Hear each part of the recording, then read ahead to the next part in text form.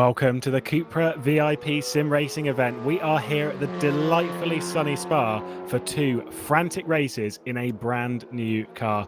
Taking you through the action as it was throughout the entirety of the CUPRA SimRacing Series last year. Myself, Lewis McLean, alongside me, Rob Wiesenmuller. And Rob, it is good to be back, and it's nice to be at such a historic circuit as well. Hello Lewis, hello everyone. Yes indeed, it's very nice to be back, and we're back with a brand new car here.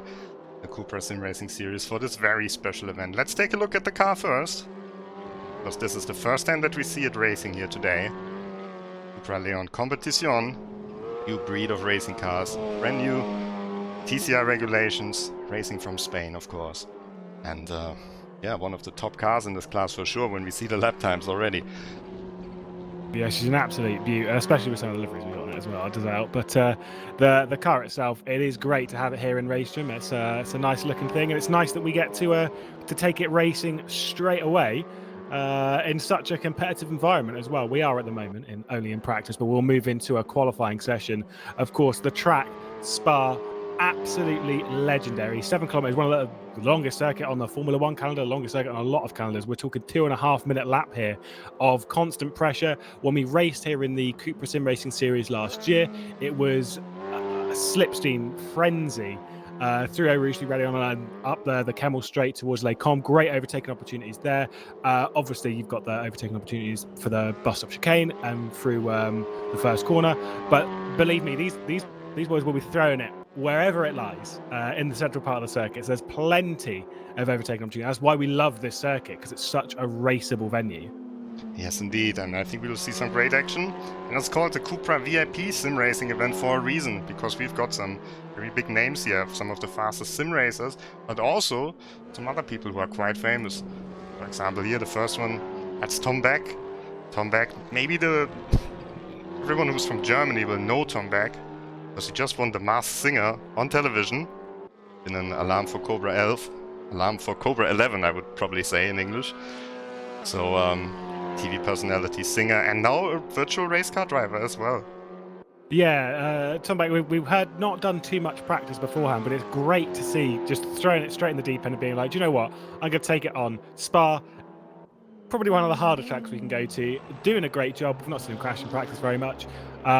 Taking it at his own speed and not pushing it too hard, and it is great to see and nice to have him along. Of course, alongside that, we've got plenty of other stars all over the place on this grid. Like you said, it's a VIP grid, but we've got some big names. There's one, Marc-Andre ter Stegen. Of course, Barcelona goalkeeper, has been there for a good few years now. Back in 2014, I think he joined the club. And then there's also part of the German national team of the World Cup a couple of years ago as well. So quite a prominent star himself, and jumped into this. I'm seeing some decent times from him so far. Yeah, he's maybe not far towards off. the back end, but not far off. Exactly. So some really promising times. We've got a lot more drivers here on the grid today. Let's take a short look at the entry list. Here we can see Marc staying with the number 1, then Jordi Gené. You know him, of course, from the WTCC back in the day, first race winner. A long time ago, I think it was in Valencia. Moritz Löhner from the CUPRA SimRacing Series, and then Mikel Azcona, and he's been super quick on the practice server. Currently, Mikel Azcona was third in the session going into this. It was only a couple of tenths off of Keithley's time. We know, for those of you in the sim racing community, will know that Jack Keithley is definitely one of the fastest on RaceRoom. Of course, we've also got the series champion from the CUPRA SimRacing Series last year, Alex Dorneden. He's that 17th car. So we've had some invited from that. Look at number 22, Felix van der Laat. First time on RaceRoom. Very proud to have him racing here with us. So this would be a really exciting race. Let's see how it turns out here. Yeah, plenty of big names. Of course, we've got Yardier as well. Jaroslav Honzik, definitely one that's raced in RaceRoom a lot. And there you can see Mikel Azcona actually, just on the screen, talking a bit to his teammates. He's done a bit of sim racing recently, obviously with the off season, I guess, that we're having in motorsport in general at the moment. A lot of drivers have jumped in to sort of into the sim racing environment to take it on and have a good time. Mikel Azcona's done a little bit in the WTCR esports. Coming in here, though, I wasn't expecting this kind of speed out of him. Look at this traffic as well. My goodness, this is busy. We're on board with Mikel Azcona now. It is very busy. Coming down through corner with no name towards Puon. This is a prime overtaking opportunity if you're brave enough. He's going to look. Is he going to try and commit it in the qualifying session? We've always had this discussion, Rob, of like, why does everyone go out at the same time? I don't get it. It's just mad. But they are, even if it's a VIP race. Yeah, of course, no prizes on offer here today. But it's a race for pride. It's a race for honor. And it's actually not just one race, it's 2 races. Let's not forget about that. Let's take a short look at the schedule that we have for today. You can see it qualifying, that's what we're in right now. And race 1 and race 2 with the full reverse grid. Going to be spicy, that one, Rob. I'm really looking forward to it. We're going to have a lot of fun in that full reverse grid, because obviously you'll see some of the drivers maybe that haven't had the best first race. They'll be reversed to the front of the grid. It is the entire grid. Every single driver will be reversed. And to be fair, I think we're going to see some quality action. Get him driving with one hand. Cheeky. Gonna get ready to go for a lap. Slots it between 2 cars there to pick him. I think that's Torsten Ulrich who might be on the inside of him there. Maybe not. But either way, trying to get into some clean air. Not sure if that's actually the wisest choice, because you do want quite a lot of slipstream, because the run from up towards Les Combes, it's a long run and you want a little bit of slipstream for that. Look how relaxed he is here. Oh, he's going back to pits. That's why he was so relaxed. Not trusting in this lap. Maybe he didn't want to give slipstream to someone else. Try to find another driver. This man here, Moritz Löhner. P3 last time in the CUPRA SimRacing Series. He's right in front of a little train. Maybe we can go on board with him for a lap. Yeah, as we ride towards Eau Rouge and then up and over the crest of Radion. This is incredibly quick. I didn't think it was going to be quite this quick in this car, but it is flat, just. With obviously an awful lot of accuracy. You're picking up a bit of slipstream from the car up ahead. The run down towards Les Combes, great overtaking. You can make the stick on the inside or the outside. There is so many opportunities up at this section of the circuit, but it is also very, very easy to make a mistake. Run wide. Yeah, you'll probably see an incident up this end of the circuit. Anyway, and then the run down towards Rivage. You know how you feel about this one, but Rivage is actually one of my favourite corners of the circuit. It's downhill, it's constantly getting away from you. There's just something about it. Yeah, it's an awesome corner.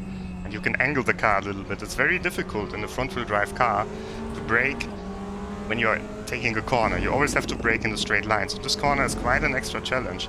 Same way for the next corner that is coming up when we go down the hill here, Puon. Always extremely difficult to drive in a front-wheel drive car. Car gets nervous, the rear steps out. Löhner doing it very nicely here, running a bit wide even.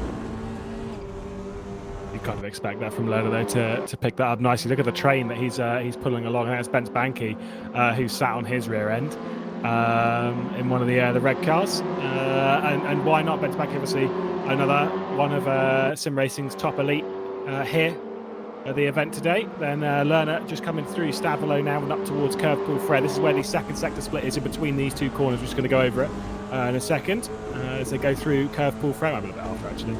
He's got some decent slipstream though, as Löhner. I'm not sure who exactly it is directly here. It might be Barriere or anyone of that like.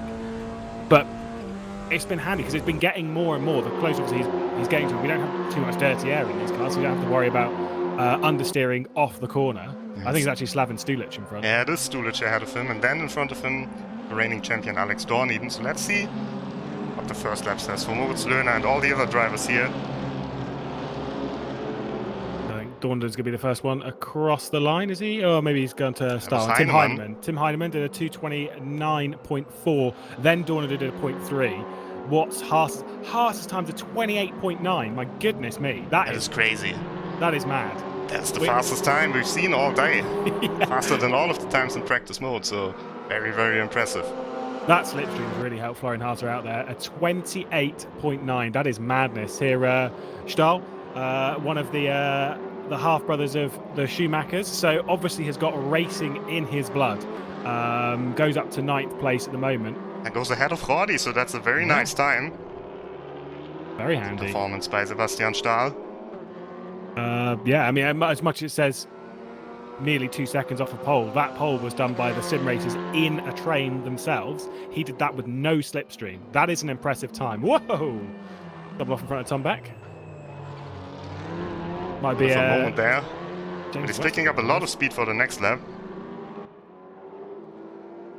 Maybe a bit too much there over the exit of the chicane. Every lap is a lap of learning. He's having a good time though. That's what this is all about. It's all about just having a good time, enjoying what you're doing, and getting some racing experience under your belt in the safest environment possible. And what safer environment is there than sat at home? Yeah, exactly. You can't get hurt here if you crash. Maybe if you have the force feedback turn up to a very high value. Yeah. But otherwise, it's yeah. Ooh, bit of a wide line there into Eau Rouge. Cutting the grass on the inside, so that lap's probably invalid. Tom Beck still soldiering on, moving on, hoping to get in a good qualifying position here, maybe ahead of Marc Stegen, who also hasn't set a time lap. It is only a 15-minute session, and with it being a 2.5-minute lap, just a reminder for those of you that have watched RaceRoom before, for those of you that haven't, welcome. We see Marc-Andre today. Oh, that was a bit of an instant, we'll ignore that. Going into Piff Paff or Fania, whatever you want to call it. It's in that 15-minute session that once the session timer hits 0, that is it. The session moves straight over. There is no allowing to finish the final lap. So with it being a 2.5-minute lap and it only being a 15-minute session, it's actually quite hard to, sometimes you might not think, oh no, I'm not really freaking this lap, I'm going to escape, I'm going to go and try another one. Like, you don't have much time in this session. Yes, indeed, and we can see it at the front of the field. There has not been many times that they've come in. As are still in the lead, Keithley now in second, and Honzik, also known as Jardia, of course, one of the YouTubers here on the grid. Stegen gets past in the braking zone. Pretty nice pass there by Corentin Pointeau. Yeah, very nice. Oh, he's gone straight back down the inside. Oh, that is delightful. Good attempt. Wasn't too happy, maybe ruining his lap, but nevertheless, very solid and robust move there from Marc-Andre Stegen.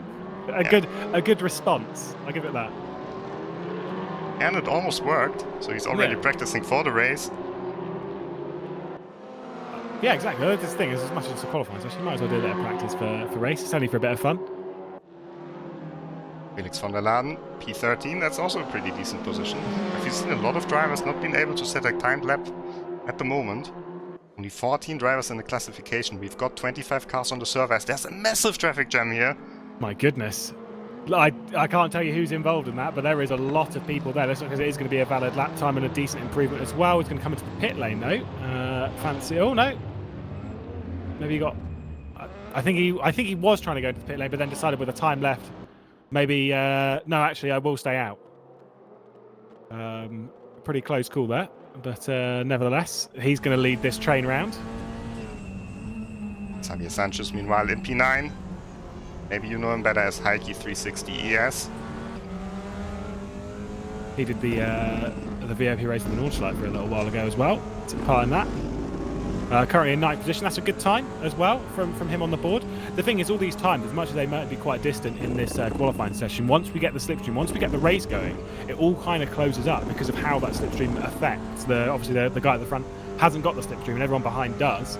And it means you get like this wonderful long train. It's actually what made the likes of Bo Dixon and stuff keep on the top 10 train when we were here for the CUPRA SimRacing Series last year. Jaroslav Honzik was battling the top 5. So he's battling out of pace because he's actually very good. But still, there he is. Jaroslav Honzik coming towards the line to start a lap. He's got a little bit of slipstream. Who is that ahead? I think it might be Azcona, yeah. Back from Mikel Azcona here. Yet to set a lap time in the whoa, there's nice apex there on Sick. Azcona doesn't look happy. I think maybe he's frustrated. It's been 10 minutes and he's still not got a time on the board, and this will be his last attempt. Yeah, he will start quite far back if it ends like this. Oh, leading up to P3 meanwhile. Demoting Honzik into P4. I'm so impressed by Sebastian Stahl, just outside of the top 10 at the moment. Obviously, that racing spirit in his blood is helping out, getting in some decent times. Dave Gamey moves up into P11. Corentin Pointeau moves up into P10. 1.1 seconds off the pace. That's going to have a bad first sector. At least he's done one, though. At least he's ticked one off. Maybe that's why he wasn't so happy. He lost a bit of time out of La Source. Maybe got a bit distracted by Jaroslav Honzik directly behind. Jordi Gené picking up a bit of slipstream himself. 14th position he is at the moment. Not sure who is that ahead of him. one of the white cars. I think it might be a Marc-Andre ter Stegen. Yeah, it is. I'm getting all right at this. Going to grab that slipstream up towards Lecom, maybe try and make a move in it. Here's looking backwards from ter Stegen. 1.1 seconds off in the first sector, but still an improvement. It is, because he also doesn't have a timed lap at the moment. And he really needs one. Otherwise he's going to start behind Marx, behind West. Ulrich up to P3. Oh yeah, very good time from Torsten Ulrich. And Jordi's backing out there. He was considering it though, wasn't he? He was thinking about it. But in the end, Marc should do his lap here, should get his qualifying time on the board. Yeah, 22nd place he is at the moment. If he stays within sort of like 3 or 4 seconds, it's going to move him up. Yeah, obviously a decent way up to like 16th or so. If he can complete this lap, so that would be a better starting position than right at the back. Of course, we've still got plenty of drivers that haven't set times. Those that haven't at the moment, that aren't appearing on your list. Azcona, who might be towards the final section of the lap now. Speaking of which, here he is, and towards the line. What's he going to set? Currently in 20th place. It's been an all right lap through the second sector. Moves up to 8th position. Still a good time. Even with that poor first sector. So good stuff from him. The ones that haven't set a time: Valentin Barriere, Stangl, Marc-Andre ter Stegen, as we saw. Tom Beck and Bo Dixon have not set lap times within this session. Currently, with 2 minutes to go, Rob. Tom Beck could set a lap time here. Valid first sector. He's having some problems to adapt here. You can just see it. It's his first race, of course. Very talented actor, very talented singer as well. And just getting into the sim racing, very first race, as I mentioned before. And you could see the focus in his eyes. Using a lot of steering angle. We've all had to do our first race. This is the thing, is like, anytime that you've come into sim racing, you always have to do that very first race. And some people do just click. I most certainly did not. That's why I didn't race for 7 or 8 months until I did my first race. Some people do just click with it, and some people it takes a bit of time, and that's fine as long as you get that rush of blood where you're just thinking, oh yeah, no, I need to do more of this. That's what's important. That's the pièce de résistance of sim racing. Adam Pinchas, AAA Esports, moved from Williams Gym Esports to AAA between the seasons of the CUPRA SimRacing Series. That was fairly recent. I think it was in the last sort of 2 or 3 weeks, wasn't it? That he joined AAA, a big outfit in sim racing, during the likes of Erhan Yovsky and that lot. Big team, big move for Pinchas. Yeah, big move indeed, and he's slipstreaming with Tom Hyneman there. We're in the last minute of the qualifying session. The series trying to improve. Azcona dropping down one position to P9 because Stulic up to P5. Stulic, yeah, nice lap. Just checking with 29.2. It's on a decent lap as well. He's fastest in the second sector, faster than the current poleman. And not on a personal improvement at the moment. Shows how good his previous second sector was, and maybe how much more pace is going to be in that car. Surprised with Tim Hyneman being down only in 10th position as well. See if he can race his way up the order. Of course, Hyneman's multiple champion on RaceRoom, so we'll see if he can move up from it. But it's going to be an interesting battle grid once we hit that first race, Rob. Yes, indeed it will be, as the qualifying is almost over. Azcona to the line. Any improvement? No improvement. Stays in a 29.4 and stays in 9th position. You can see there at the moment your provisional pole time will go the way of Florian Haase, who I think. Oh no, I think it was Dornad who had pole when we came here. Nearly 6-7 months ago now, when he got that pole and then the win. Anyway, we just have a short break and then we will be back with an interview with a very special guest. So just stay tuned.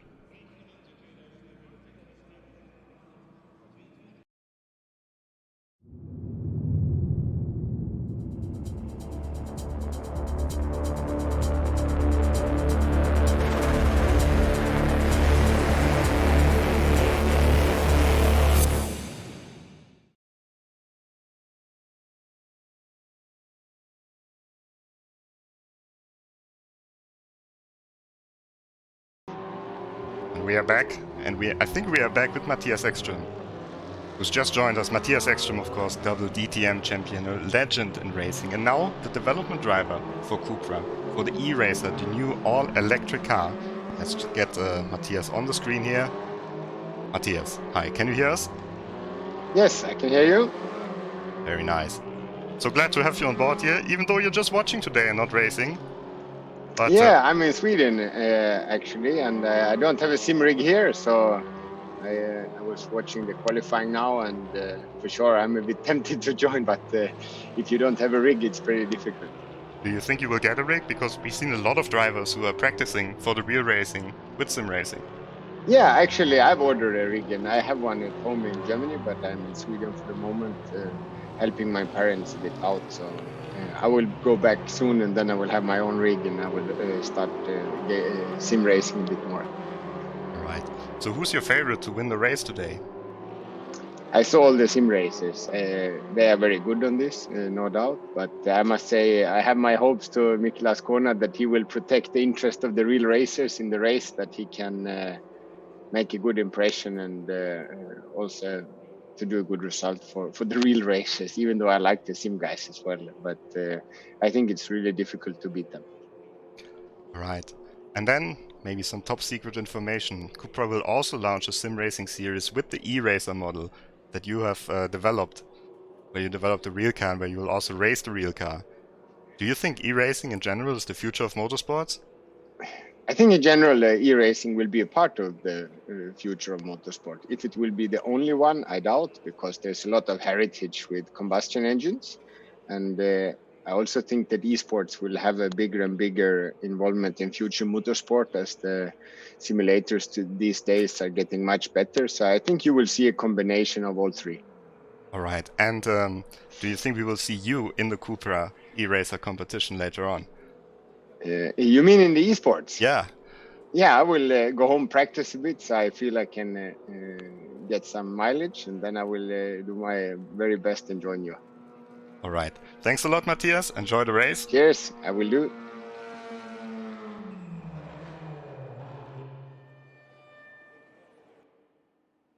What a champ, Matthias Ekstrom. Obviously, I think he's one of the most talented people we've had in motorsport, considering well versed not only in high level touring cars, silhouette, whatever you want to call a DTM, and then of course over in rallycross and doing all sorts. Very, very talented man. Nice to have him along for an interview. Obviously doing a lot of work these days. Busy boy. Yes, indeed. And now we can see the cars lining up on the grid already for the race. Let's focus on the race 20 minutes, and then of course the full reverse grid race coming up afterwards.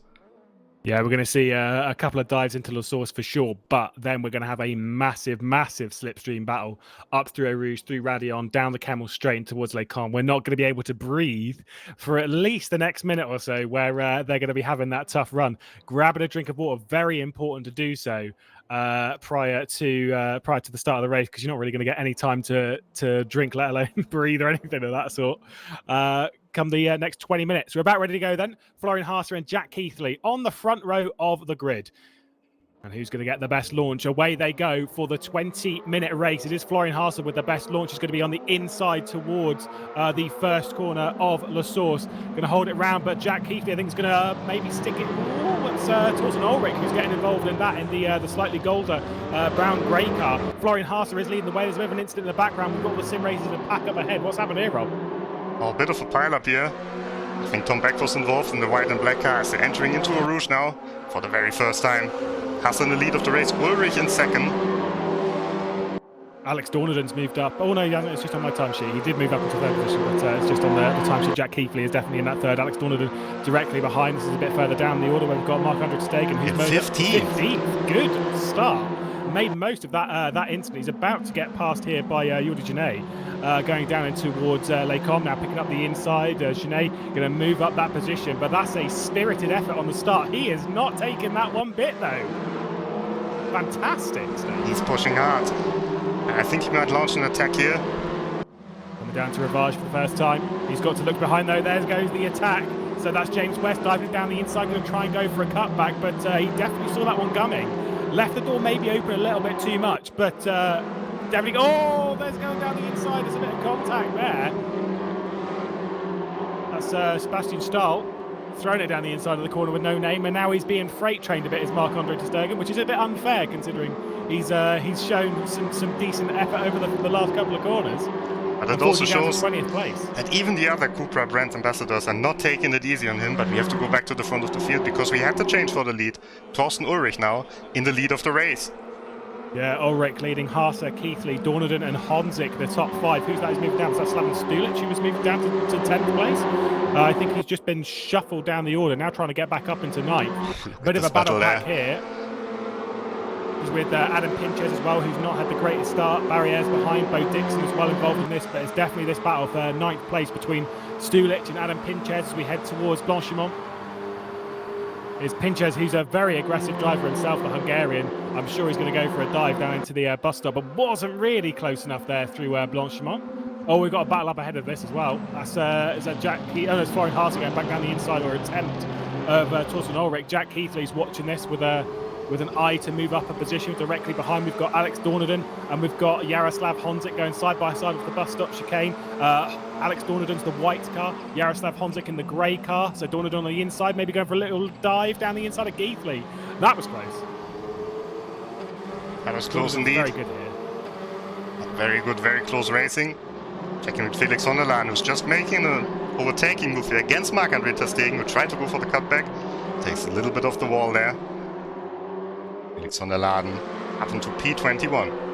Maybe ter Stegen's heart was raced a bit there. Maybe he made a couple of mistakes, but that first lap, the way he advanced up into 15th place, and to be fair, some of the cutbacks and attempts that he went for, very, very impressive. A bit further down the order, this is between Tom Beck. I did wonder, that glare in his eye, that can't be good. And looking a bit into the sun. Holger Stangl, the one directly behind him. Well, that's a lot of luck into the first corner. Good effort though, 24th, upper position, and still on the road, more importantly. Well, Florian Haase has drafted past Torsten Ullrich on the straight. Yeah, I think we're going to see quite a lot of that until they all hold station, maybe do a bit of bump draft and think who wants to be behind who come the final section of the race. Again, these are very short races, only 20 minutes, these ones, and with it being a 2.5 minute lap, we're not getting many laps here, so you've got to really use your head when it comes to making moves. Azcona, by the way, is in P7, so has made a decent start, and it's very much a part of this train when it comes to battling for the victory. It's always just been... Past him, Hyneman. Yeah. I mean, I've not done that for a long time. I did it once. He's doing very, very well. Tim Hyneman's a quality driver and definitely one of the proper sim races. Maybe holding a bit too much of a tight line there to Cooper Fred. Oh, that's why, because he was going down the inside. Oh my goodness me. What an effort. That's Moritz Lerner that he's just passing up into 6th position. Very, very nice stuff. I thought he was just holding a tight line because he was going a bit defensive. No. He was attacking. Gained a position. Is now up into 6th. Madness. Gonna have to defend into the bus stop though. Oh, Tim Hyneman's getting a bath. There was. That was always going to happen with Hyneman behind. He was going to break a little bit too late, but still, even considering that, Mikel Azcona still hangs on just a little bit. Looking down the inside though, we've got Moritz Lerner, who is definitely there, and Tim Hyneman as well, who's ahead. Oh, that's Lerner. That is Lerner diving down to the inside. There's contact on the apex. Mikel Azcona's still going to hang on, but we've got Florian Haase now side by side with him as they head down the hill once again. And Azcona does hang on. Are they really going to go side by side into a Rouge here? Doesn't quite look like it. Azcona has the gap now to Lerner. Phew. That would have been crazy. Crazy. Now they will all have to draft. Now, whilst this is going on, we've got the top lot who's cleared off. That was Tim Hyneman going a little bit defensive. You've got Stulic and Pinches as well, definitely a part of this. Trying to not really get too involved. That's Valentin Barriere, Tim Hyneman diving down the inside of Lerner, making a bit of contact with Mikel Azcona. Now he's going to pick the outside for the exit of Lecom, maybe go back down the inside for Rivage. It's going to be a bit of a dive if he's going to make that one stick, but I don't think it is. He's going to look, but doesn't commit to it. Mikel Azcona holds on. Just about. There's a bit of a bump, a little push. Not quite enough for the corner with no name. This is a massive pressure cooker. Tim Hyneman is not being patient at all here. He wants to get by and he wants to try and catch the top 5 and maybe gun his way up to a victory. It's tight though. We're on board with Hyneman now, staring at the back of Azcona. Towards Vanya. Oh, just another bit of contact. The thing is Hyneman can't really go too much slower here because he's got cars directly behind him. He's trying to do whatever he can when it comes to Morse code on the rear end of Azcona's car to put him off. Defensive into Stavolo. This is this is actually very impressive, Rob. Still holding on to the position. This time a big draft for all of the other cars. We've got quite a train here involved in that. Azcona leading, of course. Hyneman, Lerner, Pinches, Barriere, Stulic, Banky, Dixon, Benedek, all in this train. It is a big, long train. Fighting for the positions now. Who's that going to be looking down the inside? Whoa, there goes Lerner. There's contact with Azcona. Oh, they all just kind of merged onto one point there in the braking zone, and Lerner was speared across. I think it was over the nose of Adam Pinches as he was trying to change line and maybe go down the inside. So Tim Hyneman's gained from that, moved up into 6th position. We look at Azcona, who's having to defend from Adam Pinches in the fully blue car behind. He's now going to try on the outside of the source all the way, maybe not. Lerner's been passed by Barriere. Lerner keeps ahead of Barriere. Those are the two going side by side off the corner directly behind the two blue cars. And they then settle, and Lerner is down into 9th position after all that. That was quite an instant. Here's up the top lot. We've got Keithley, we've got Dornadon, we've got Honzik. This trio for 3rd position. Ahead of this, we've got Torsten Ulrich and Florian Haase, who are working together to try and gap the rest of them, I think. Bit of bump drafting there. Certainly is. Working well, Dornadon and Keithley going side by side, and I think Dornadon's trying to make a move on Keithley there, and they are still side by side at Lecom. He's going to have to stick it around the outside though. This is a bit further down the order. This is battle for 10th position. We've got Valentin Barriere. Here's Jack Keithley, and that is Dornadon ahead, so German top 3 at the moment. Honzik doing as he did a few months ago, just basically holding station and thinking, maybe I can advance my position later on. I'm going to let you all, take each other's steam out, and then I'll come in later on and do what I can. Marc-Andre ter Stegen, 22nd place now, and what was his time? He's doing well. He's doing well, I think. He's not last. He's doing a spirited effort. I think we lost Tom Beck. He's been in an accident there. We've seen the car stranded on the outside of Blanchimont. Marc-Andre ter Stegen still holding on here, losing the back of Felix van der Laden a little bit. I think in front of him we have a massive battle with the influencers there. That's Dave Gaming in the blue and white car, and Sebastian Stahl has just moved past him. Yeah, you've got Xavier Sanchez as well, trying to fire his way around the outside of Fagner. He's going to be on the inside for Stavolo. And he is going to try and make that one stick, but Dave Gaming hangs on. Good stuff. That was actually quite a nice move, holding it around the outside there. I'm almost jealous. Oh, we've lost someone from the race. Not sure who it was. It wasn't Tom Beck. There was another one. Yeah, I can't see who it is at the moment. Azcona definitely still in the race. Up to P6 now. Sebastian Stahl going to have to go defensive into Blanchimont. Oh, did quite well there to hold that one up. Here comes Xavier Sanchez. The outside into the bus stop, committed on the brakes in the white and red car. Going to go around the outside of Dave Gaming here. Good stuff. Very nice. Very clean as well. Oh. These boys are showing how it's done as well.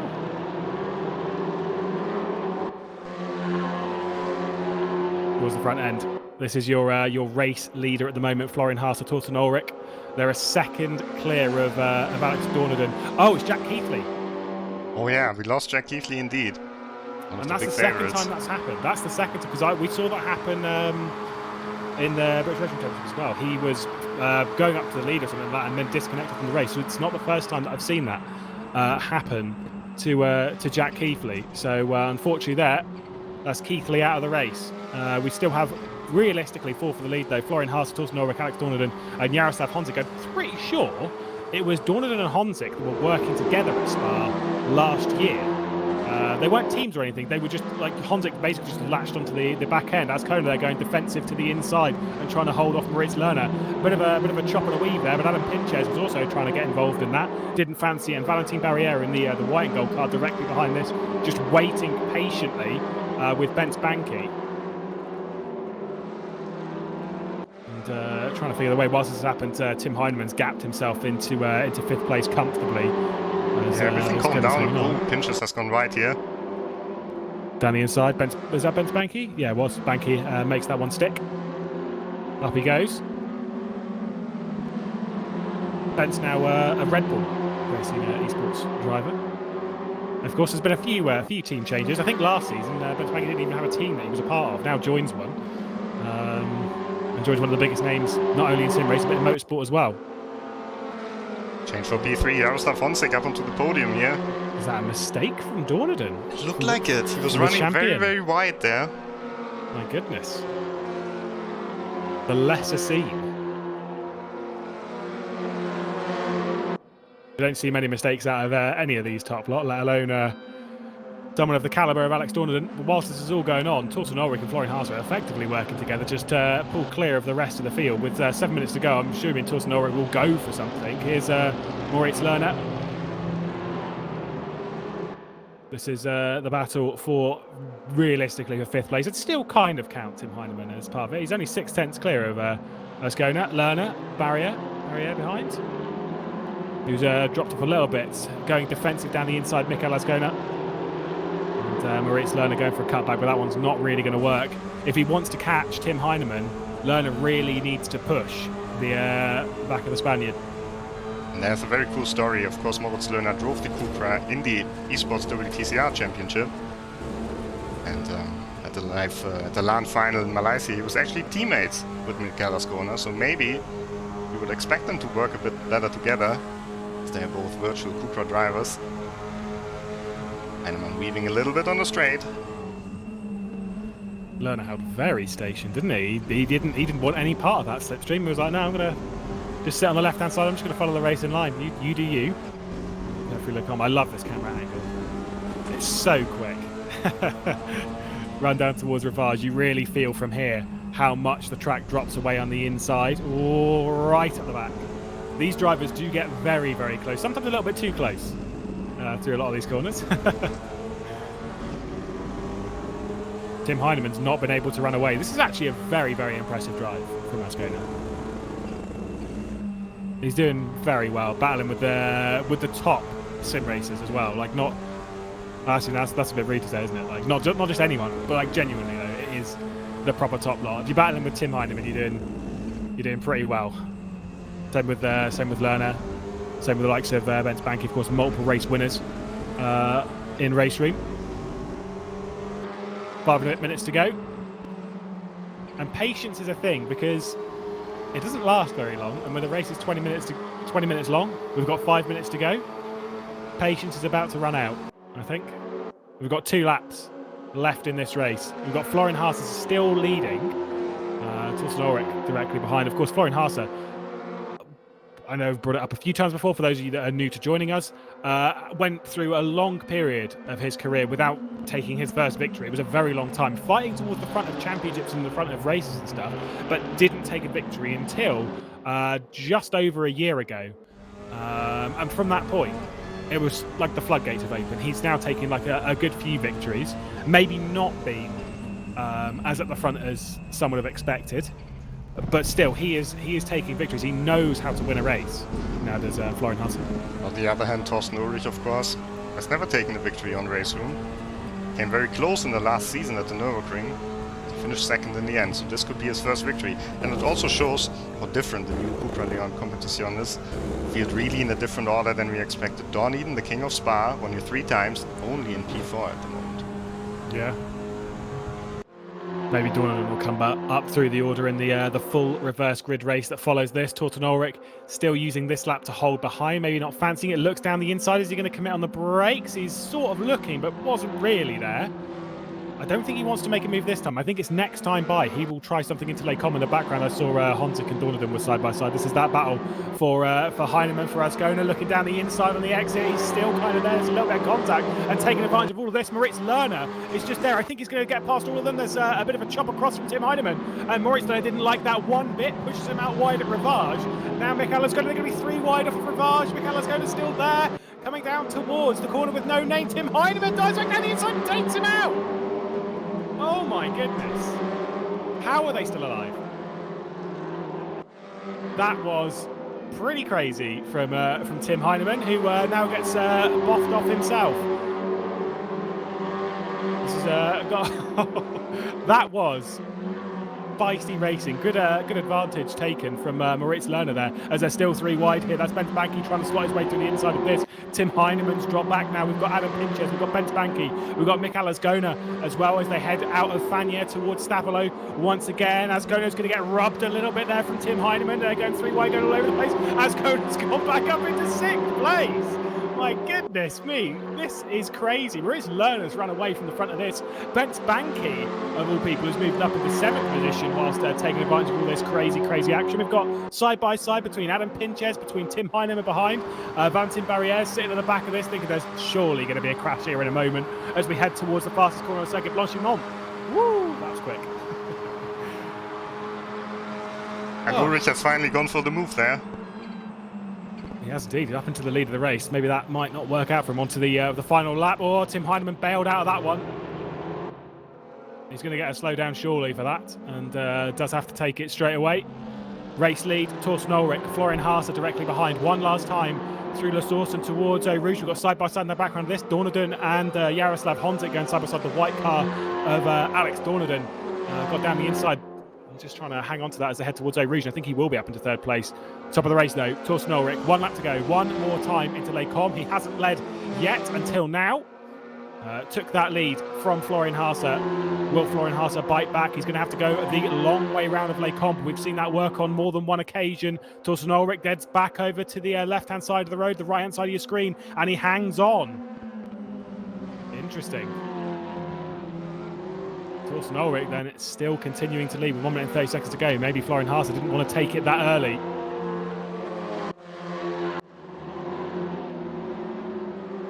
Jordi Gené, yeah, 2nd best of the brand ambassadors from CUPRA. Very nice performance here from Jordi Gené. Very nice.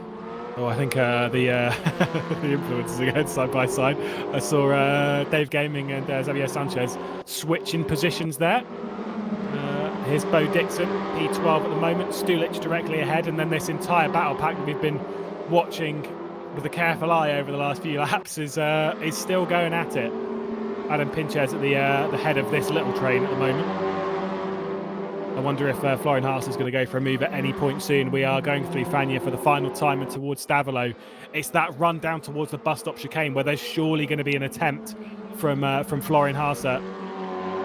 I'm sure Torsten Ulrich's hands are a little sweaty at the moment, considering the heat that we've got in Europe. We're getting used to it once again.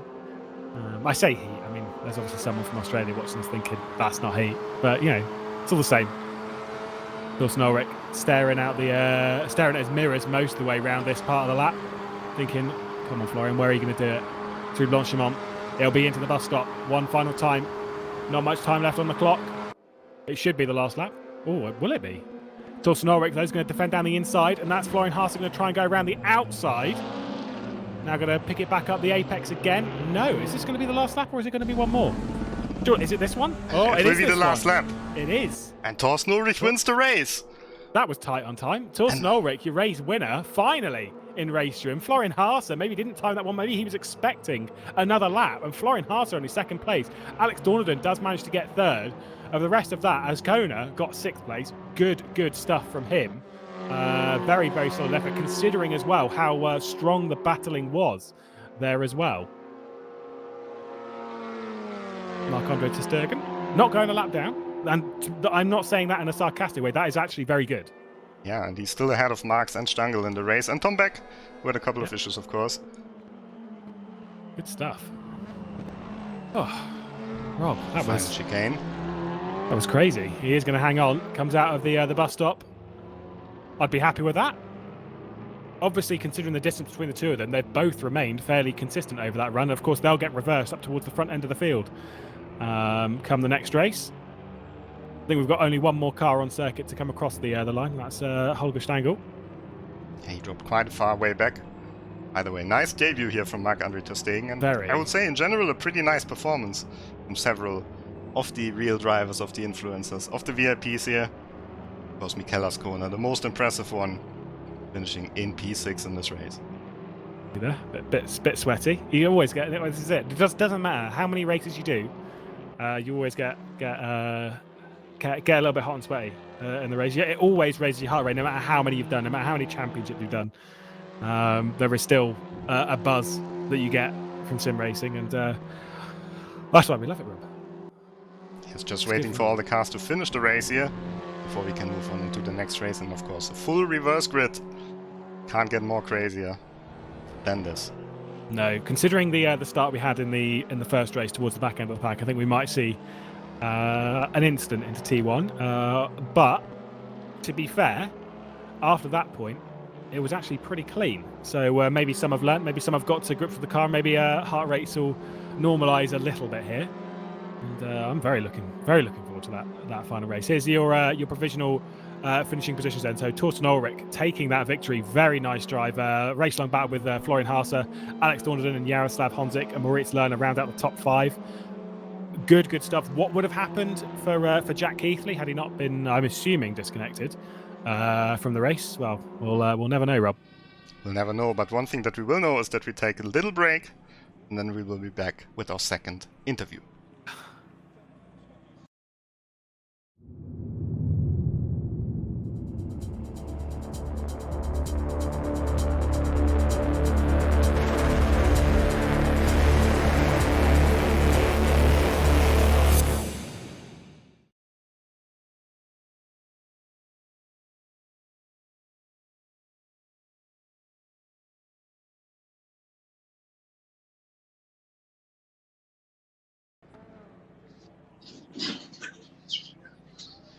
Welcome back. Second race is coming up and we've got our second interview guest with here. And that's a very special one in his very first sim race. Welcome, Marc André ter Stegen. Thank you. So, what a start did you have? P15 on the first lap, what was going on there? I don't know, actually. No, it was at the beginning, I think I lost some speed when they came in front of me. It's completely different to the training. So, yeah, it was difficult, actually, but it was fun. It was fun. I really enjoyed it. The lap times were quite competitive, especially in the practice session leading up to the event. So how much did you practice for this race? Actually, not a lot. I got it a week ago or something, and I had half an hour here and there, and well, I tried to do my best out of it, and well, it's okay. I'm okay. I got some instructions ahead, and well, I'm trying my best to compete a bit. Do you think your experience as a professional football player is helping you in any way? Competing on this level, of course, is something else. But of course, I always try to be competitive, and it's not easy, but it's possible. And well, of course, this is helping me probably. I don't know who is behind me actually, but as I said, it's fun. All right. Just one final question, maybe. What do you think about the rise of esports in general? We've not only seen it in racing, we've also seen it in football. And it's becoming a much bigger thing, especially now. Well, yes. Actually, it's getting very, very crazy. There are many teams also in football or in esports in general. They have like teams and they really prepare themselves. It's getting more and more interesting also for the people. And yeah, I'm looking forward for the future because probably this is the future and everybody has access to it. Alright, I'm looking forward to the second race especially because you will start quite far at the front, so best of luck. Thank you. Speak soon. So there we have it, Lewis. Yeah, Marc André ter Stegen, and he will be in a very good grid position for the second race that is coming up now. Yeah, what a superstar! It's great to have stars of that caliber joining us in sim racing and enjoying the fun with us. We've got another same race, 20 minutes. Of course, the big important thing here though is that the grid is reversed, and that is going to cause some fiery action. You can see Tom Beck in the best starting position out of all of them. Let's see if he can get his car onto the grid. He's having a bit of trouble here. I think maybe he wants to start from the pit lane instead. I don't. To be fair, I don't blame him. Like, it is going to be a pressure cooker at the front end of the field. So we've got Holger Stangl then, Michael Marks on the front row of the grid, about to get ready for another 20 minutes here at Spa. We are underway. And who is going to be leading into the first corner? It's been a decent start from Marc-Andre ter Stegen. That's why he got up into 15th place in the previous race. He's already up into the lead, going to turn in for T1. There's Michael Marks on the inside. They're going to go side by side and go right off the circuit. There is Marc-Andre ter Stegen as they slipstream their way down towards Eau Rouge. Actually, a cleaner start of all things in this race than in the previous one. Fantastic work. Eau Rouge for the first time, though. Look at that. We've got 3 wide in the background. It's going to be Marks leading the way from ter Stegen. And then just behind, we've got Van der Laden, Pointeau. Oh, that's a very good start from Corentin Pointeau. Dave Gaming as well. Sebastian Stahl directly behind. We've got ter Stegen going for the lead. He's going to have to pick which side. Is he going to go for Lecombe? He was thinking about the outside, decides to stay in line. It's going to cost him a couple of positions here, maybe, if he doesn't get on that one. Although I think he might just hang on. Good stuff there from ter Stegen, though, going over the inside of the circuit. Van der Laden, Corentin Pointeau does make advantage of all of this. He's got up in third position. I think Van der Laden might actually get a slowdown penalty from that. Down the inside, there's Pointeau. This could be a big race for the Frenchman. Yeah, big race indeed, but look at Tim Hyneman already up to P5. Just going for the move from ter Stegen now. Oh, ter Stegen squeezing him there over the grass. That was a tight one. Hyneman moves through though. I am genuinely surprised, apart from that incident in the background, it is actually a cleaner start in this race than it was in the previous one. Corentin Pointeau, though, straight up into the race lead, getting past Michael Marks, down into Pouon. Felix van der Laden directly behind this. We've got in the background, I think that was Marc Stegen and Dave Gaming going side by side off of Pouon. There's Tim Hyneman up in the third position. This is definitely a storming drive from Tim Hyneman, working his way up to the top end. Michael Marks, the next one. And it should be an easy P2, just drifts off of the apex there at Stavolo a little bit too much. I think that's Dave Gaming dropping backwards in the background. And Michael Marks hangs on just about through the exit of curve pull fret. Whilst this is going on, Corentin Pointeau's allowed to just run away a little bit, but I don't think that will last long. Where's Hyneman going to go? Is he going to try the inside of Blanchimont? Not really fancying it. It's a 3-way fight indeed. This is on board with Van der Laden. Going down the inside, Tim Hyneman going to commit on the brakes, and a man of his experience, no issues on the brakes. Van der Laden trying to follow through though. He gets muscled all over the sausage curve. There's ter Stegen. Oh no! Oh no, he just made a mistake there and tried really catching it, but unfortunately a huge misjudgment there from Marc-Andre ter Stegen, and now drops down the wheel. That's a shame. He was doing very well over the first lap until that point. Now down to 18th place. Can still make something up depending on what happens in front of him. But nevertheless, that was interesting. Down to P19 now. What a shame. Such a good start of the race. Such a good start. But what an accident as well. And it's launching over the curb there. I've done that to Jack Nicholls before. I forgot to brake for a corner in my early sim racing days. So to be fair, first event, fair enough. It happens, especially when you're carrying a lot more speed into the bus stop, courtesy of the slipstream. And look at this corner. His camera has moved. He's pushing very hard at the start of this race. Can't quite see him on the picture anymore.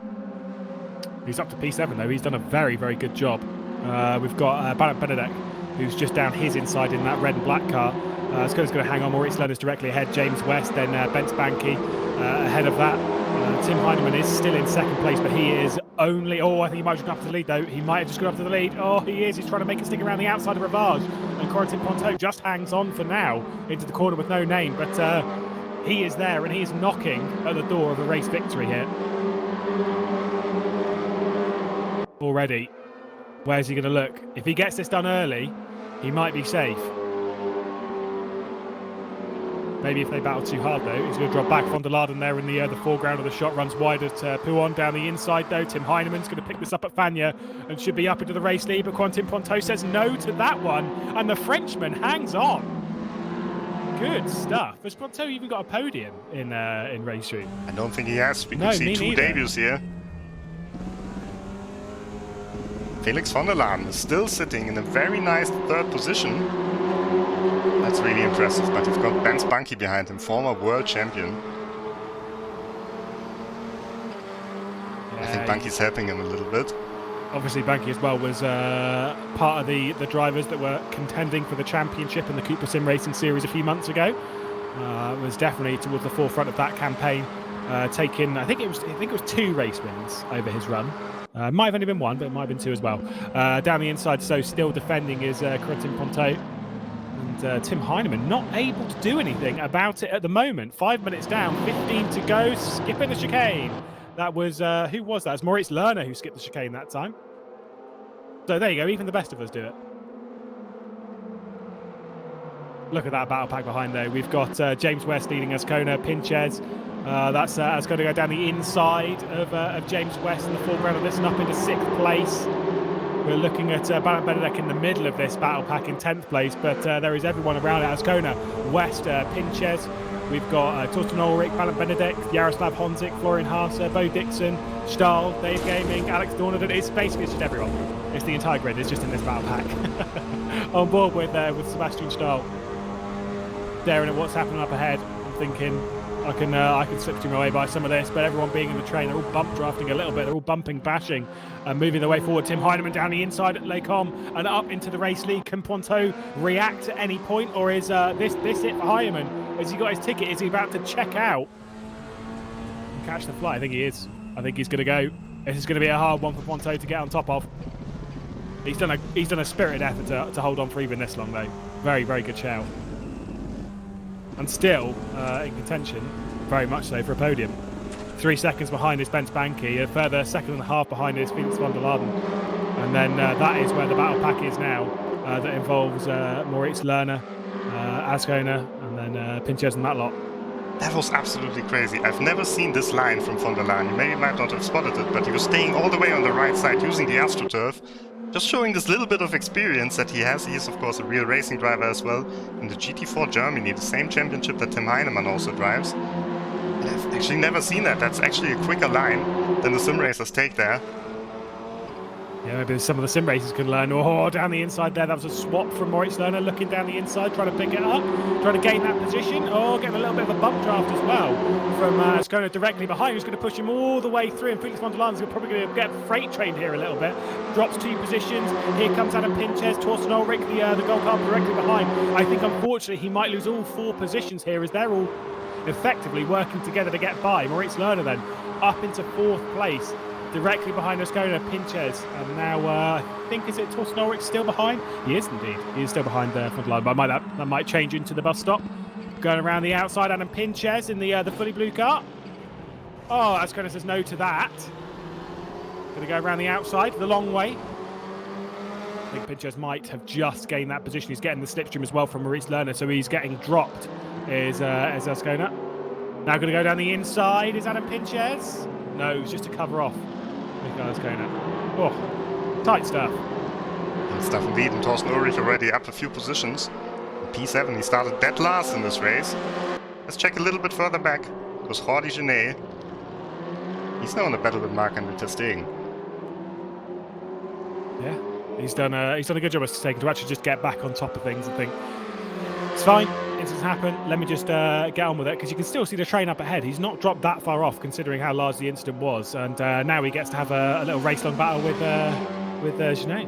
It's not a bad guy to go battling with. Oh, look at this, over the grass on the inside there, as Stegen was just trying to close the door, and I think he's going to hang on at least for another couple of corners. Unless it's going to be a big old dive from Jordi Gené into Lecom. Oh, there certainly might well be. Oh, he's misjudged it. Locked the rears. Oh, nearly a good attempt.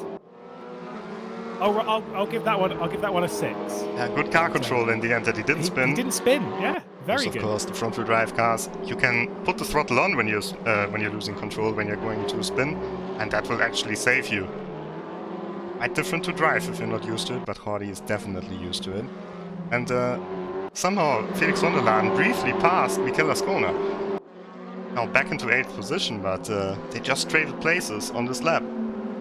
Yeah, he's doing very well. Is there someone else dropped off the back of this? Because I swear there was. I thought van der Laden was in 9th place. Now just got repassed. Either way, in 8th place, doing a good job. Now having to defend from Jaroslav Honzik, who's sat right on his 6, thinking, "Oh, I can pass you at some point." Von der Laden, he's not really dropped off this train over the previous lap either, so he's done very well to at least hold station in his current form. Learning a bit about sim racing as he's going along. Of course, like you say, has driven in real cars and stuff, but that jump to sim racing, learning how to push a car in sim racing, especially in each sim to sim, is a very different ball game. Honzik now going to look down the inside, maybe commit on the brakes. No, Yardier decides to not go for that, but a little bit too late on the brakes is Von der Laden. Now going to go for a cut back off of the bus stop chicane. I'm going to try and drag his way by, coming up into the first corner of La Source. Once again, 10 minutes to go in the race. Oh, he thought about going down there. Oh, that's another good bit of car control. He didn't spin. I think he might even hold the position. There's a little bit of contact behind him. Von der Laden, who was all over the place on the braking zone into La Source, is going to hang on to 8th place, just about. Gaining a position there. Oh, it was Florian Haase who was trying to get down the inside of Jaroslav Honzik. That's what caused the contact there. And Von der Laden kept the car on the road, kept the car in position. Kept the flat through Eau Rouge as well. Very impressive stuff. Yeah, I think Honzik misjudged it a little bit there. Slightly into the back, but now he's got a good run. We'll go alongside him on the outside. I think Florian Haase is going to try and follow his way through as well.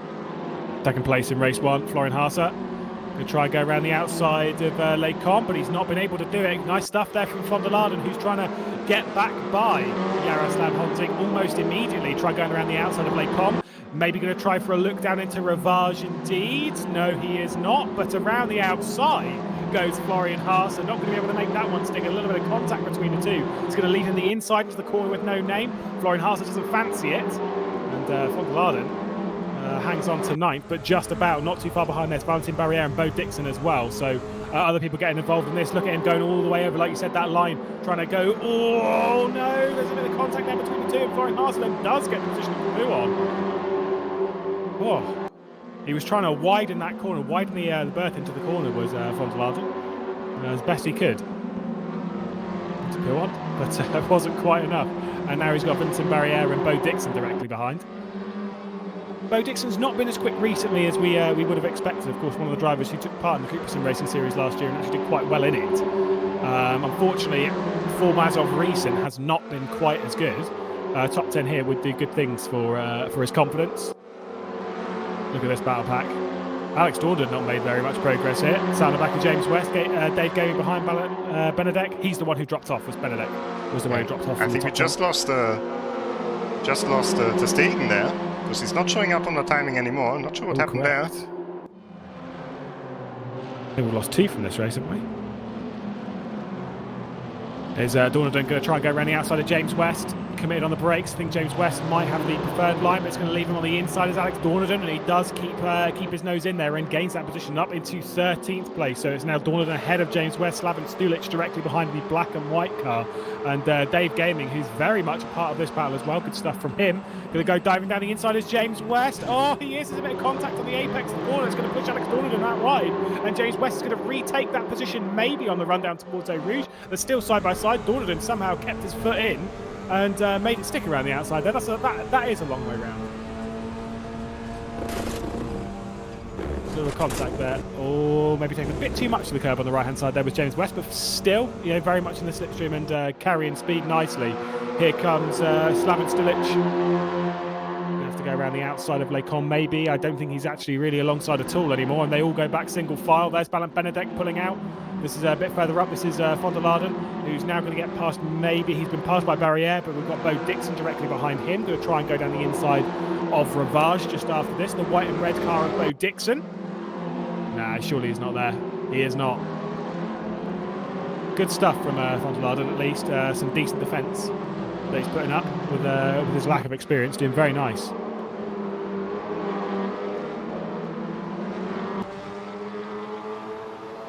Down back again. Watch him go all the way over to what will be the left-hand side of your screen. There he goes. Let's see. He's going to take this, like you said, this wider line through. He doesn't really take quite as much on like that. The understeer line. That's what I call it. Where you completely miss the second apex. Fuon. It's still sometimes quite quicker. Von der Laden. Going to try and hold on. Oh, Bo Dixon down the inside. And Dixon was backing out of it in the end. Very impressed by Von der Laden in this race. Also impressed by Mikel Azcona, who's back up to P5 already, behind Moritz Lerner. He is getting stuck in here, is Azcona. Very much a part of all of the action towards the top end of both races. Maybe showing that he's got a little bit of a future in sim racing once his real motorsport career is done. Probably not the right way of putting it, but once he's fancied taking a break, this is where it goes. Around the outside though, Adam Pinches gets that move stuck, but I don't think that'll be the last of it. It's now getting a bit of a push from Azcona, who's battling with the top echelon of sim racing and very much getting stuck in. Is he going to go for a dive down the inside of La Source? He's certainly looking and committing to it. Oh, he is going to try. He's giving it a good go. It's not quite enough, but Torsten Ulrich's going to hang on to 6th place just about. But that was a very, very good attempt from Azcona. I think now they're going side by side. No, once again they sorted themselves out. Apologies, it was Moritz Lerner that he was diving down the inside. That's Torsten Ulrich who's just got by. Apologies. And Adam Pinches, who was directly behind this quartet, all battling for 4th place. Ducking and weaving all the way down the Kemmel Straight, penultimate lap of the race and of the event indeed. Azcona, oh, he thought about following Torsten Ulrich through, but maybe saw that Torsten Ulrich wasn't as committed as maybe he'd need to be to try and make that move stick. And Moritz Lerner does hang on to 4th place once again with the penultimate time into Les Combes. Azcona looking down the inside into Rivage. Oh, just a little bit of a touch there on the back end of Torsten Ulrich's car, of course, race winner in the previous one.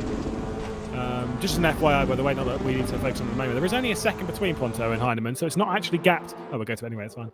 Hyneman has not gapped Ponto as much as I would have expected. Ponto's very much a part of this if he can catch the slipstream right, maybe stick together a couple of good laps. If there's any hint of a mistake from Hyneman, as much as they are rare, it is possible.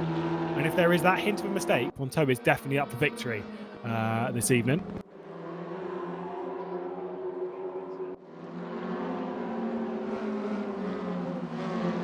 Back to the battle for what would end up being, I think, 14th place. I think Stulich is realistic. They're all kind of within certain gaps. We're looking at Sebastian Stahl. Directly ahead of this is Dave Gaming. Then we've got Xavier Sanchez. We've got James West, Balint Benedek, and Slaven Stulich, who's not really that far up the road. So they're all very much part of the same battle. And Sebastian Stahl thinking, anything going to happen between these three?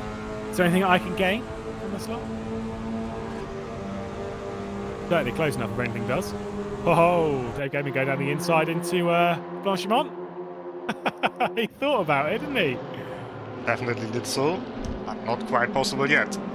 Have you ever tried to move into, or going around the outside there? That's Xavier Sanchez going on James West into the bus stop. Wasn't quite close enough there. If Dave Gaming could go for a cutback. No. Have you ever made a move into Blanchimont? Yeah, of course, I completely failed. I never have. I've never tried. I wouldn't dare. Ending against the reigning champion, Alex Dorneden. It's at that point where I'd be quite grateful to not know that that's the defending champion directly behind me. I'd think, oh, I don't want to know any facts about any of this race. I just want to drive against him and not worry about it. He's doing a good job hanging on. There's been some very nice defensive stuff. Remember, this should be at least the final lap of the race. And so Van der Laden might be defending into Les Combes for the final time, unless he gets freight trained once more. We've got Dorneden, you've got Bo Dixon and Slaven Stulich behind. A lot of sim races, a little bit of contact there. As I think that is Barriere who's giving a bit of a boff to the back end. Van der Laden though. Oh, getting cut across the inside there was Alex Dorneden. Apologies, it was Bo Dixon who gave a bit of a bop to the back end of Felix Van der Laden. Alex Dorneden is still going to try and stick around the outside of Rivage, but I think he might get passed by Bo Dixon if he's not careful here. So Felix Van der Laden still hangs on. Incredible stuff. Awesome drive from him. We're on the final lap. Slaven Stulich and Bo Dixon were going side by side there. Here is Slaven Stulich. Balint Benedek as well. That's the red car, is Benedek. Was trying to make that move, stick and get up into 14th place, wasn't able to do it. This is a bit further towards the front of the field. We've got Torsten Ulrich, who's now up in the 4th place and has passed Moritz Lerner, Mikel Azcona, and Adam Pinches, still a part of this quartet. So nothing too major's happened, but it is one final time One final time to go around. We've got Jaroslav Honzik, who's definitely a part of this as well, was going down the inside there. That was a spirited move from Moritz Lerner, and he's made that one stick on Torsten Ulrich as Azcona's trying to get involved in this, maybe trying to slipstream bump draft someone. Oh, we're not going to have a double side-by-side going into Blanchimont, are we, on the very final lap of the race? We've got Moritz Lerner at the head of this pack, P5, with the one directly behind is Torsten Ulrich. They did go single file just before it, one final time into the braking zone. As ahead of this, Tim Hyneman is going to come across the line to take victory. We've got Moritz Lerner down the inside. He is just maybe going to stick on a little bit of contact there, and Torsten Ulrich's been pushed down a position. It is going to be Moritz Lerner in 4th place, just about. But my goodness me, what a race. Adam Pinchos, by the way, did get 5th place and all that. Tim Hyneman takes victory. Quentin Ponteau takes a podium. Fantastic drive from the Frenchman. Ben Spanky in 3rd. Moritz Lerner did take 4th, and that was a brave move down at Curve Paul Frere for him, and just managed to come across the line ahead of Adam Pinches. Azcona, seriously, that is impressive stuff. Like, very, very, like, hat off. Maybe a surprise of the event to me, if I'm honest. Very, very good stuff. Torsten Ulrich and Jaroslav Honzik came behind in that train. Rob, oh, these races have been crazy. Yes, and the full reverse grid, of course, promised a lot of action, and it delivered a lot of action. Here, the confirmation of the race results. Got Tim Hyneman winning the race ahead of Corentin Ponteau, then Ben Spanky, Moritz Lerner, Adam Pinches, and the best CUPRA brand ambassador Mikel Azcona in P6. Once again, super strong performance by him. My driver of the race, though, Felix von der Laden in P11, finishing ahead of Alex Dornin. Yeah, no, I'll give you that. Very, very impressive stuff. A lot of the drivers that have come in here as an ambassador have come in and done a great job. And that's not me sort of like being like, oh, well done. No, seriously, there has been some great stuff. Been a great event to do. And to be fair, that reverse grid race, I was expecting absolute chaos. And to be fair, it did very well. It was very well organised, and it wasn't crazy at all. Yeah, well, it was crazy in the form of action, but nothing like instant-wise. Very, very good. We had a couple of highlights, of course. Marc-André ter Stegen going flying in the final chicane. Spectacular debut for him, and I think a very promising debut. Let's hope he can do some more sim races in the future. But yeah, we'll just have a very short commercial, and then we will have an interview with 2 more drivers. With actually Mikel Azcona, one of them. But first of all, a little surprise interview. So let's go into a commercial, and then we'll be right back.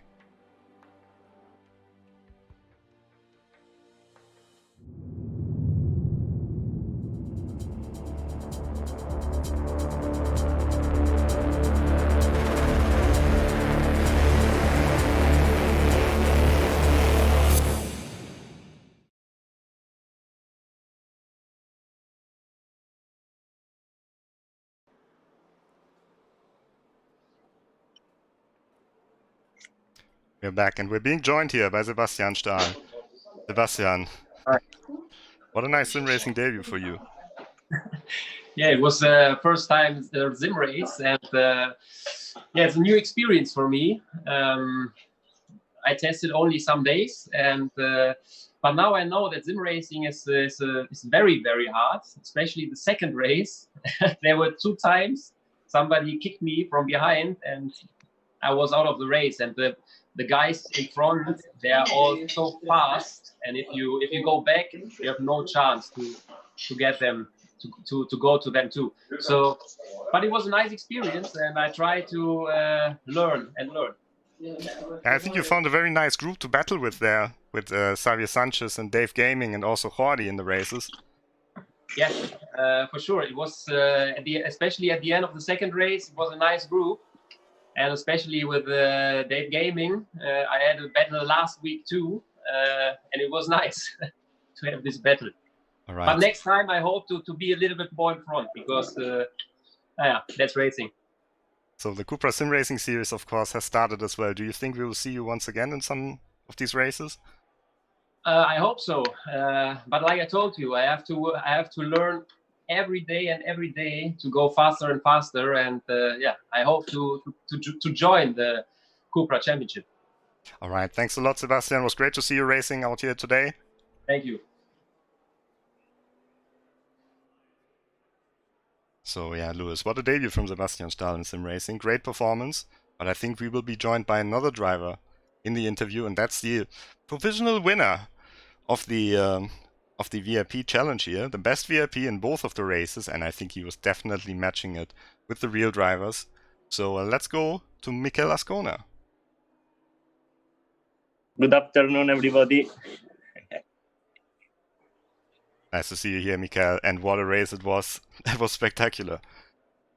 Yes, amazing both races. I had good battles with Moritz Lohner, with Pinces and some more drivers.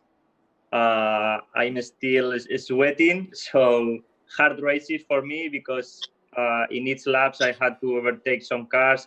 Then on the back straight with the wheel slipstream, they overtook me like 4 or 5 cars at the same time.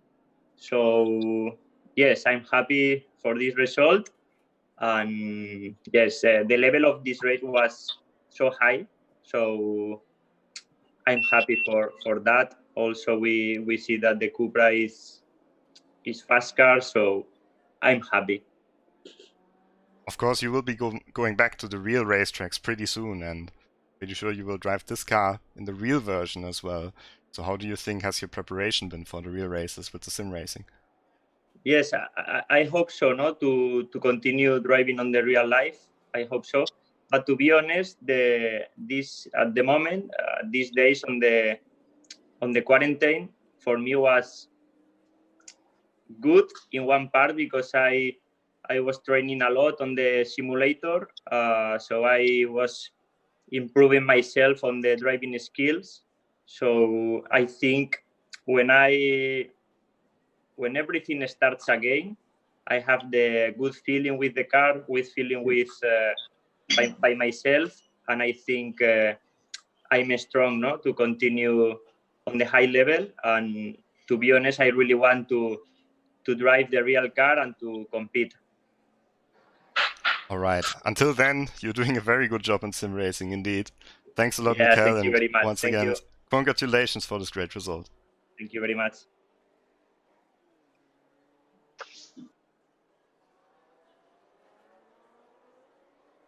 All right, Lewis, this concludes our interviews, and I think this also concludes our event, but not before we give a little shout out to the CUPRA SimRacing Series, where you can compete, where you can challenge the best drivers, the best sim racers. I've seen Mikel doing some times on the leaderboard. He's very, very fast. And of course, you can also watch these races pretty soon. Let's bring up the calendar for a moment. Yeah, it's going to be great to have the CUPRA SimRacing Series back. It was phenomenal. Last year, we had some genuinely some of the best racing that I've seen for a long time. It was crazy touring car stuff, and just glad to have it back. Yeah, and what a long calendar as well. Yeah. 13 races. So Nürburgring qualifiers on. Already over 6,000 people have participated. Yeah, then we're heading to some of motorsport's greatest venues, of course, Imola, Zandvoort, Monza. There's some on here that I'm really looking forward to. Of course, Spa towards the end of the calendar. Definitely a special circuit to go racing in a part of the season. Obviously, we've got a little taster of it today, but we'll get more of that later in October. And then, of course, that finale at Macau, which was exciting last year, and I think with a longer season, could even be more exciting this year. Lot on the line for these guys. Could be more exciting indeed. I think today was already very exciting. So that concludes the CUPRA VIP SimRacing event. Thanks a lot for watching. My name is Robert Wiesemüller, and I was joined by Louis McLeay today.